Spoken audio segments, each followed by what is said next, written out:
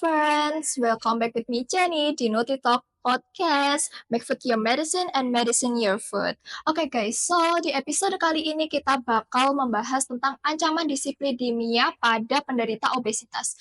Dan hari ini sangat spesial karena kita bakal kedatangan tamu nutrisionis yang sudah sangat terkenal dan memiliki banyak pengalaman di bidang kesehatan klinis dan personalized diet plan. Langsung saja kita sambut Kak Levi. Halo, Gimana Kak Levi kabarnya hari ini?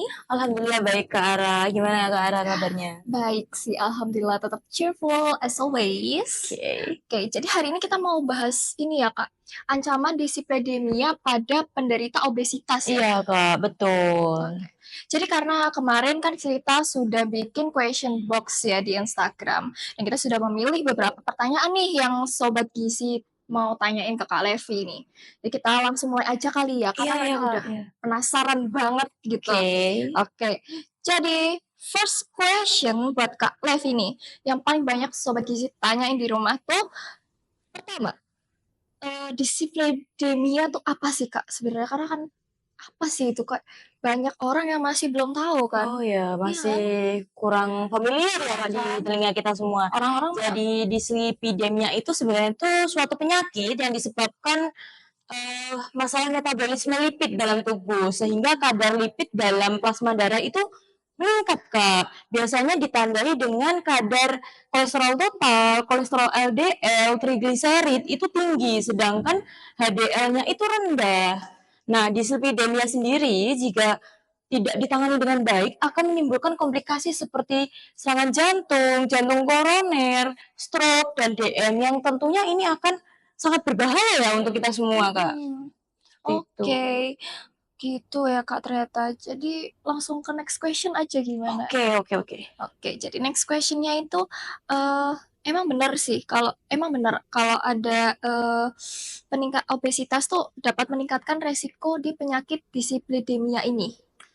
Sebenarnya faktor risiko dislipidemia sendiri itu banyak ya, kayak aktivitas fisik, pola makan, terus kebiasaan merokok, kebiasaan konsumsi alkohol, terus IMT itu mempengaruhi sebenarnya. Tapi obesitas ini menyumbang kejadian dislipidemia itu yang cukup banyak Kak, karena hal ini juga berkaitan dengan sendiri kan obesitas itu ada penumpukan lemak dalam abdomen, sehingga hal ini juga meningkatkan resiko terjadinya dislipidemia sendiri. Jadi gitu kan. Iya betul Kak. Jadi bahaya banget ya kalau. Iya betul, karena kan kalau obesitas tentunya komposisi atau massa lemaknya itu kan banyak ya Kak, tentunya bisa meningkatkan resiko terjadinya dislipidemia. Gitu. Oke, jadi ini adalah last question buat Kak Levi. Nah, ini caranya nih mencegah dislipidemia terutama pada orang-orang yang obesitas. Itu gimana tuh? Untuk mencegah ya Kak ya. Iya. Untuk mencegah itu sebenarnya mudah ya teman-teman. Kayak kita bisa dengan pola makan yang sehat, aktivitas fisik, terus penerapan hidup bersih sehat, menghindari konsumsi alkohol, menghindari kebiasaan merokok. Terus untuk dietnya sendiri untuk karbohidrat itu usahakan konsumsi karbohidrat kompleks ya. Jadi peningkatan kadar glukosa darahnya pun nggak terlalu tinggi seperti yang kita tahu. Kelebihan kadar glukosa darah itu akan disimpan dalam tubuh dalam bentuk trigliserid, sehingga kalau kita mengonsumsi karbohidrat yang secara berlebihan atau kita mengonsumsi karbohidrat arang seperti mie, kue-kuean, itu biasanya kadar glukosa darah kita naik, terus biasanya kelebihan itu akan disimpan dalam bentuk trigliserid sehingga akan meningkatkan resiko terjadinya dislipidemia. Terus untuk konsumsi protein juga disarankan konsumsi protein yang rendah lemak, rendah kolesterol seperti ikan, tanpa kulit, ayam tanpa kulit. Berarti cuma daging-dagingnya. Iya, betul. Tempe, tahu, kacang-kacangan itu direkomendasikan. Dan hindari konsumsi protein yang tinggi lemak dan kolesterol Kak, seperti jeruan-jeruan, babat. Itu padahal enak banget ya Kak ya. Emang ya kalau penyakit itu emang enak ya. Iya betul, tapi memang harus dihindari Kak.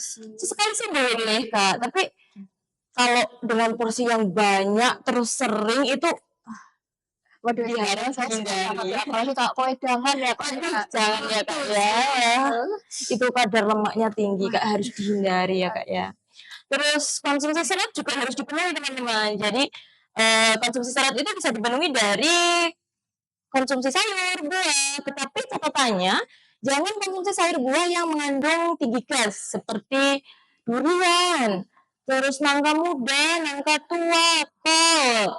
Itu tinggi gas ya Kak, jadi tidak direkomendasikan. Terutama durian, itu kan kadar kolesterolnya tinggi itu Kak. Jadi harus dikurangi saja. Kalau makan sesekali boleh, tapi harap sesuai dengan porsinya gitu. Begitu. Terus jangan lupa hidrasi yang cukup, itu sebanyak 1 sampai 1,5 liter per hari atau sebanyak 8 gelas per hari. Tuh. Terus untuk obesitas sendiri sebenarnya sama kok Kak. Ya pola makan, pola hidup itu juga harus diatur. Cuman kalau obesitas sendiri juga perlu menurunkan berat badan. Itu bisa dengan aktivitas fisik Kak. Olahraga Seperti gitu ya? iya betul, olahraganya bisa dimulai dari yang ringan-ringan dulu.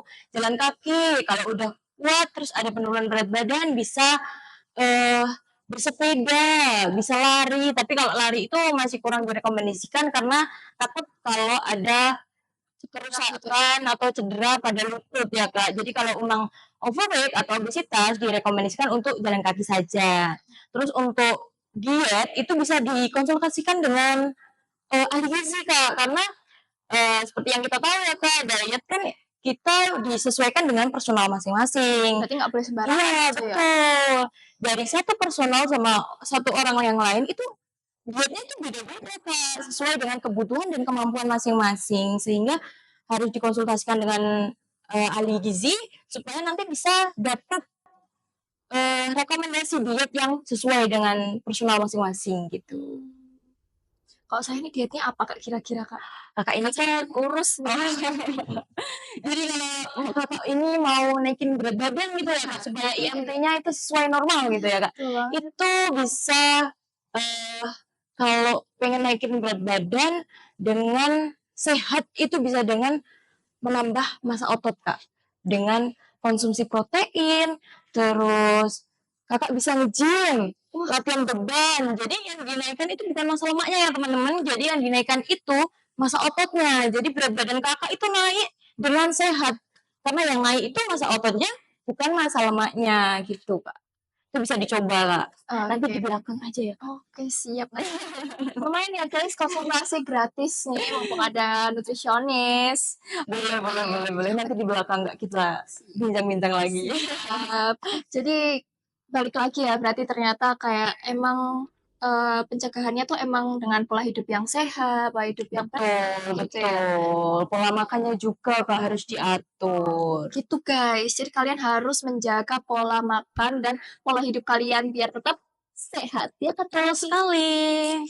Terima kasih Kak Levi atas ilmu-ilmunya yang bermanfaat yang udah di-share ke kita semua ya. Semoga ilmu Kak Levi bisa kita praktikkan nih di dalam kehidupan kita sehari-hari. Oke. Amin. Jadi itu for the last episode hari ini. See you di next episode. Make food your medicine and medicine your food. Bye-bye. Bye-bye.